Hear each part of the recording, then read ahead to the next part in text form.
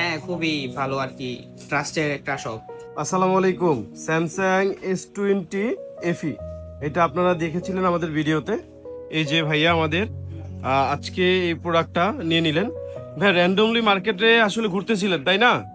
তো সেখান থেকে আপনারা কি নির্দিষ্টভাবে এই মডেলটাই নেওয়ার জন্য মার্কেট আসছিলেন?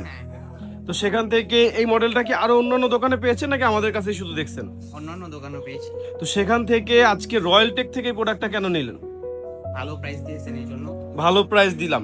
আচ্ছা, আহ, বর্তমানের প্রোডাক্ট যে কন্ডিশন প্লাস হচ্ছে প্রাইস, এটা নিয়ে আপনি কতটুকু হ্যাপি?